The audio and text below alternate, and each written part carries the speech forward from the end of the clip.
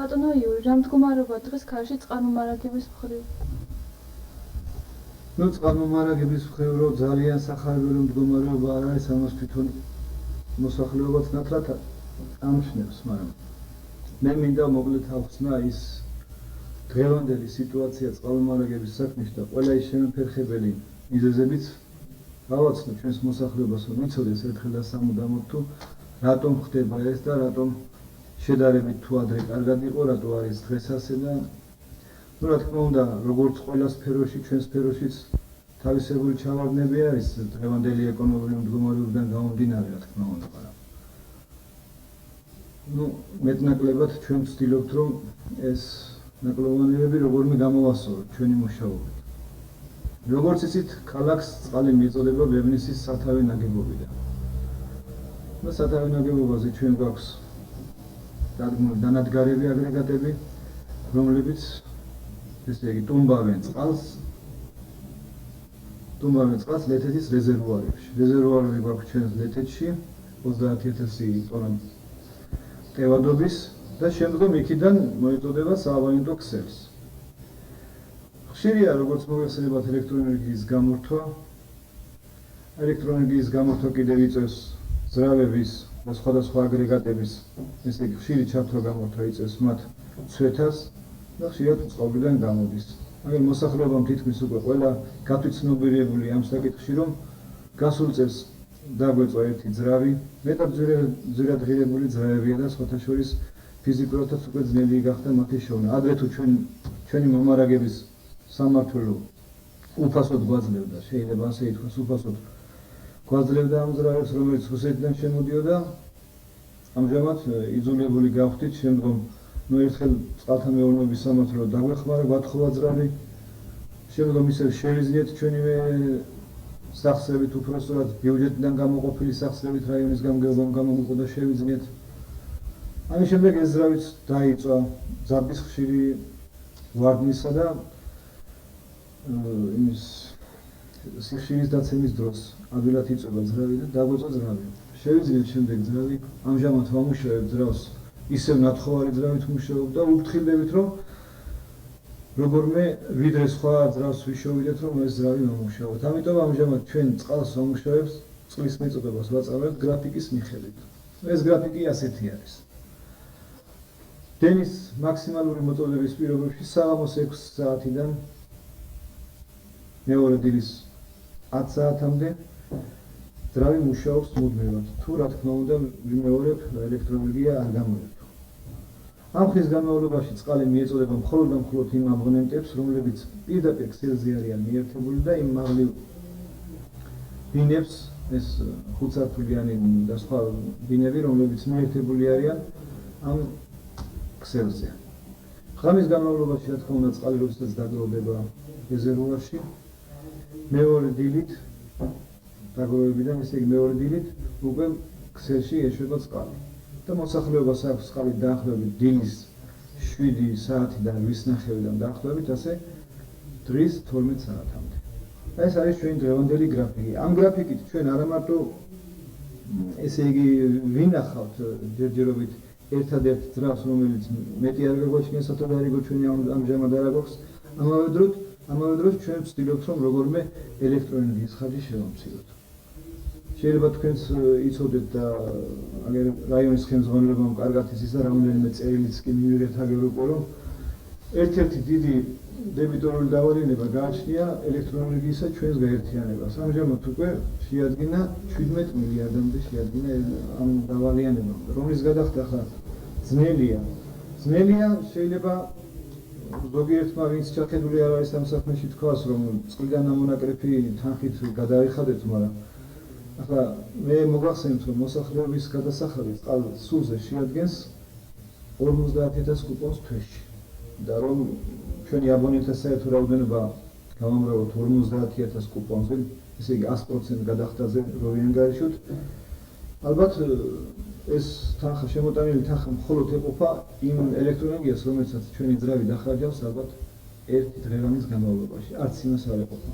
ამავე დროს ისიც მინდა აღნიშნო, რომ ისეთი გადამხდელი ორგანიზაციები, როგორებიც იყვნენ მაგალითად ადგილმრეწველობის კომბინატი ლიმონათის როდესაც აწარმოებდა, კარგი მომხმარებელი იყო ჩვენი საკონსერვო ქარხანა ჩვენს წყალზე როდესაც მუშაობდა.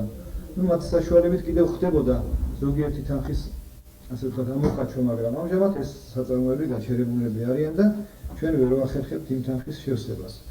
ამიტომ თანხის შევსება წყლის ელექტროენერგიის გადასახადზე ხდება ადგილობრივი ბიუჯეტიდან.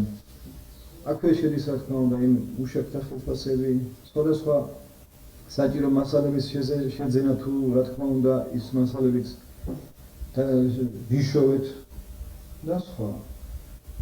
ძალიან ხშირია ბოლო დროს გავრცელდა და გახშირდა ქალაქში დაზიანებული ადგილები და მათი შეუკეთებულება უბრალოდ. ადრე თუ დაზიანებას ასე ვთქვათ, ვასრულებდით, შევაკეთებდით უცბად. ახლა გადის 1-2 კვირა და ხანდახან თვეების და ეს დაზიანებად რჩება. უმეტესობა დაზიანებების და აბონენტების ქსელზე არის ხშირად შეინიშნება. კერძო მოსახლეობისა, რომელიც შედის უკვე ცენტრალური ქსელიდან დაზიანებულია. ამ შემთხვევაში უკან ჩაედინება, ხდება წყლის გაჟონება და წყლის დაბენზურება. მართალია ჩვენ მომარაგებული ვართ კიდევ ჯერ ერთი წელიწადნახევრის მარაგი გვაქვს ძვირადღირებული ქლორისა, რომელიც ამჟამად ძალიან ძნელია და რესპუბლიკის გარედან შემოიტანება, მაგრამ ეს ქლორი რა თქმა უნდა რამდენიც არ უნდა მივცეთ იმ საქმეს აუშველის თუ არ გაკეთდა ეს დაზიანებები. ამიტომ მოსახლეობას ვთხოვდი. ხშირ როდესაც გამორთვები ხშირია, ადრე თუ არ იყო ხშირი გამორთვები, ეხლა ხშირად ხდება წყლის გამორთვა და ისარგებლონ ამ შემთხვევით და შეაკეთონ ის თავიანთი დაზიანებული ნაწილები, მილები.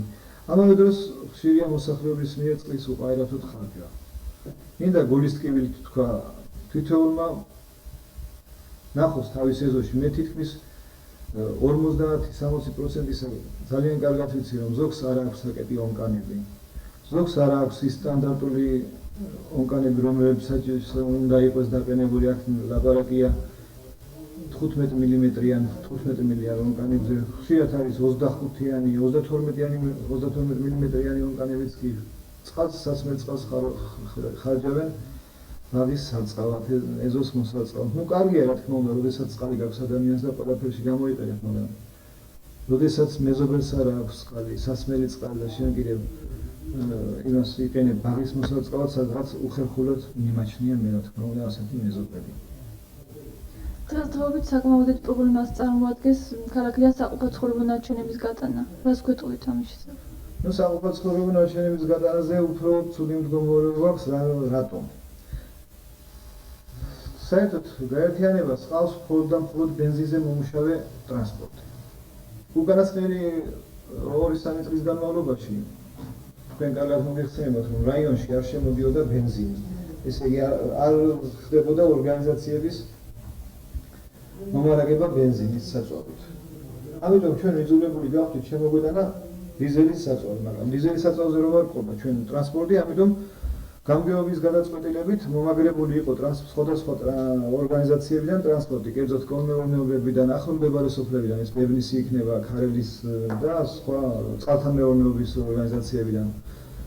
მომაგრებული ყავდა, მაგრამ ისინიც ისეთ დროს მიგზავნიან, როდესაც თავიანთი თვითონ არ ჭირდებოდათ, რა თქმა უნდა, ხა მოსავლის აღების დრო როც არის, მე როგორ მოვთხოვო იმათ, რომ გინათვალა დღეს მომეცი ტრანსპორტი მეთქი, როდესაც მოსავალი ფუჭდება და სხვა. თავისუფალ დროს გვიყოფდნენ. შემდგომ ესეც შეწყდა. ასე ენთუზიაზმის დონეზე ცოტა ძნელი გახდა ნაგვის გატანა და შემდეგ იძულებული გავხდით, რომ ზოგიერთ ტრაქტორისთან გაგვეფორმებინა ხელშეკრულება ხელფასის ანაზღაურებით და ასე გაგვეტანა ნარჩენები ძირითადად ქალაქის ცენტრიდან, რა თქმა უნდა. თქვენ კარგად შეამჩნევთ ქუჩებში, როდესაც დადიხართ, რომ ხელოვნური ნაგავსახარებლები შეიქმნა იქ სადგურზე, ძველ ავტოსადგურზე, საყოფაცხოვრებო მომსახურების კომბინატთან და სხვა კომუნალურ ბინებთან და სხვადასხვა ადგილას. მაგრამ ამ ბოლო დროს გამოვნახეთ ერთი მეტად ასე ვთქვათ ორიგინალური მეთოდი ამ ნაგვის გადაინსა. კერძოდ შევკრიბეთ ქალაქის მოსახლეობის აქტივი ქუჩების მიხედვით და მოვიფიქრეთ, რომ დაგვევალებინა ქუჩების მიხედვით თვითონ ვეზრუნათ მოსახლეობას ქუჩიდან ნაგვის გატანაზე. კერძოდ რა მათ უნდა მოეხდინათ თანხის შეგროვება, საწვავის კიდო და ჩვენ გამოყოფდით ავტომანქანას და დანიშნულ დღეებში გამოგზავნით მას. თავიდან ამან რატომღაც კარგი შედეგი გამოიღო. ახლა მე აგერ ჩამოწერილი მაქვს ქალაქში არსებული 37 ქუჩიდან 8 ქუჩამ მოახდინა ამ ორგანიზაციის ჩატარება. კერძოდ ესენი საბჭოს, ბარათაშვილის, ამირეჯიბის, თბილისის, ბახტრიანის და აღმაშენებლის ქუჩები აღმოჩნდნენ ამ საქმის პიონერები. ამირეჯიბის ქუჩა აგერ უკვე მეორე თვეა ასრულებს ამ თავის აღებულ ვალდებულებას, მაგრამ ის ქუჩები კიდე რომლებიც ჩამოთვალეს შეწყვიტეს ეს. დანარჩენ ქუჩებს საერთოდ არ ამ საქმეში ნაბიჯი არ გადაუდგიათ და მე ვთხოვდი ქალაქის მოსახლეობას, რომ ამ ხრივ დაგვეხმაროთ. სადღაც უხერხულია ჩემი მხრიდან რომ ამას ვლაპარაკობ, მაგრამ დღეს როდესაც ასე გვიჭირს, ჩვენ თვითონ უნდა შევიდეთ ჩვენი ქალაქი, ჩვენი საზრუნავი ხომ არის? ამიტომ ჩვენ უნდა შევიდეთ ჩვენი გაჭირვების მდგომარეობაში ისევ და ამ მდგომარეობიდან გამოსავალი მხოლოდ და მხოლოდ ვნახოთ ის, რომ ერთმანეთს დავეხმაროთ. აგერ ქუჩებს მივაწყდით მანქანებს, მაგრამ ჩვენ არ გაგვაჩნია საწვავი, არ გაგვაჩნია საჭირო თანხა. რაც გაგვაჩნია, იმას შეიძლება მხოლოდ და მხოლოდ ჩვენ მოვახმაროთ ისეთ ადგილებიდან ნაგავის გატანას, როგორც ცენტრებიდან ნაგავს აყრევინის რაც არის და სხვა. ამავე დროს ეს საწვავი ხშირად გვჭირდება საკანალიზაციო ქსელის მოსაწესრიგებლად და სხვადასხვა მანქანების სამუშაოდ. ბევრი პრობლემები ახლა, ბევრი შეიძლება ილაპარაკო ამაზე ადამიანმა, მაგრამ ერთდროულად რა თქმა უნდა, ძნელი გადასაწყვეტიც არის.